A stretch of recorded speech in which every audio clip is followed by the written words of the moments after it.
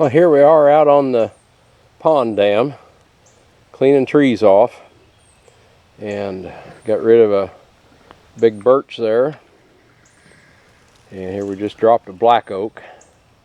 I swear I don't know how they got so big. This is my in-laws' place. And of course, my father-in-law never ran a chainsaw, but seemed like I was always cutting for him, but it was for firewood, and this stuff just got away from us. So anyway, we've been dragging brush out the dam. I've got to buckle a lot of that up and carry it off, dump it out in the woods. Some of it will make into firewood, like that one. The birch, some of the bigger pieces might be worth having. Next tree is this post oak. And gosh, that tree's a saw log.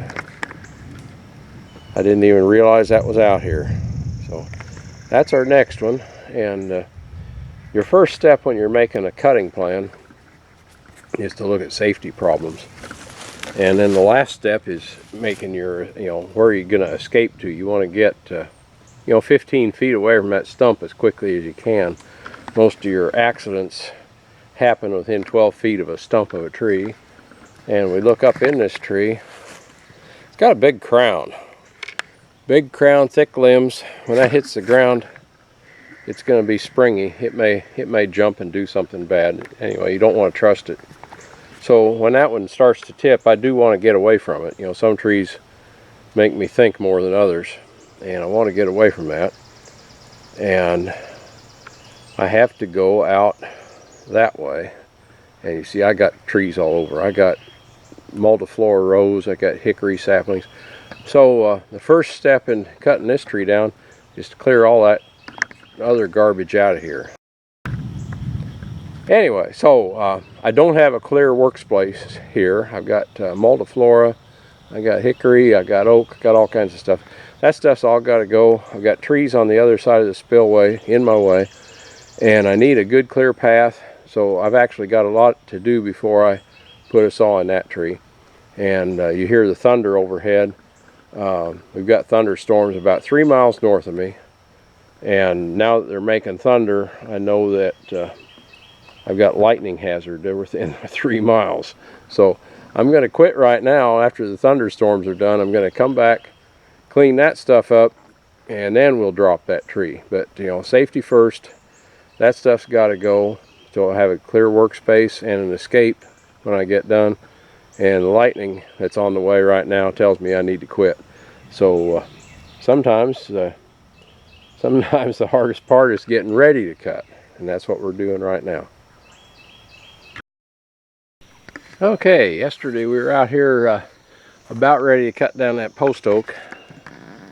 That one right there, about ready to cut on that. And we had thunderstorms move in. And so we quit, and I'm going to get back on that today. And what we've got a bunch of brush basically around the bottom of that tree, keeping you from having a clear working space. We've got stuff over here which keeps me from having a clear escape route. So we're going to cut all that stuff first, and I'm not going to bother showing that. Cut those, and then we got a couple just large saplings, small pole trees. Gonna drop those, nothing special there. We'll drop those, and then we'll, after I get those on the ground and chunked up, we'll come back and we'll cut that one. It's always fun to watch a big tree drop. So I'll get this cleaned up, and I'll come back and put that one on the chip. Okay, we got enough of that brush cleared out now where I can work in there. So to the right side of the tree, we're going to put a face in there. And I'll scoot this back out. Put a face in there, punch it, make a hinge, and then cut out the back. And you see, looking up that tree, it's got lots of weight forward. So I'm not even going to fool with having a wedge handy. So we'll see how that goes. We're using the Husky 359. And it's running pretty good. It's a little slow on the acceleration once in a while, but other than that, it's running good. So here we go.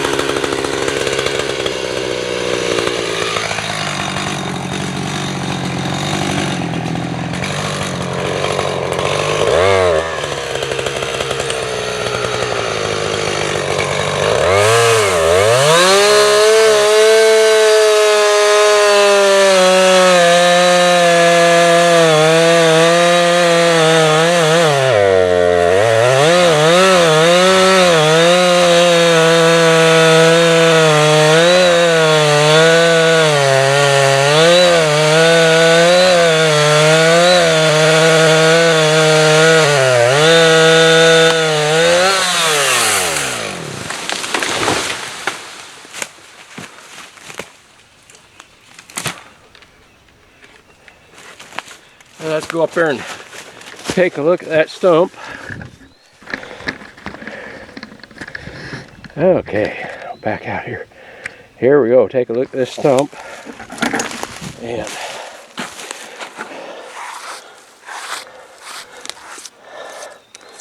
read your stump and see what you did. We made the open face right here, cut down to aim it, made the cut here, and then I came around to this side, punched through. I cut some off the sides hoping the bar would reach. Punched through and it didn't quite reach. But while I was here, after I had that cut and I was punching parallel to my hinge, I cut out the back, took this out. That left the tree standing on this and that side. And of course that bar would have come over to about here, but I went ahead and I started in here, punched in a good halfway, and this is where being able to hold your saw and punch parallel to a line is really important, because I wanted to make sure I had this hinge right. And when you're cutting with the top of your bar this way, going like that, it wants to crawl. So you're watching on that, making sure you hold a straight line. When I knew I was over far enough, then I started my cut out the back. And I got back here. I didn't want to be right behind the tree. So at that point, I started swinging it rather than bringing it back. You can see coming back pretty straight. I guess as I get around here, I'm bringing it in a swinging motion because I don't want to be right behind that stump. And it went down just great. And pretty good sized tree. That'll make a boatload of firewood. And we can come down here and look at the bottom of the log. When you do a stump like this, where you can't reach through in one push, I like to angle them. If you angle one down, or if you angle it down, go to the other side, angle down, they will intersect. And that way you're not having to pull fibers apart. The benefit to that, if you're sending the log to the mill, is when you, let me get that out of the way. When you send one to the mill, if you've done that angling cut, you end up with a good looking clean butt on that log. Your stump may not look so pretty, but the guy running the sawmill doesn't see your stump, he sees the log. They don't like tags hanging out on that log that the head saw can grab. So that way you end up with a nice smooth bottom on your log. Okay, got one more little tree to cut and then be ready to start chunking things up. Okay, here we go. Okay, we've got a little white oak here about 8 inches diameter that we've got to take out. We got about a 2-inch hickory. It's got to go first. I'll clip that off. I've got dogwood and little hickory seedlings there. I'm going to knock them out, and we'll do that all in one go, and then knock that little white oak over, and then I'll have firewood to cut. So just going to leave her run. I'll fire up and we'll get those.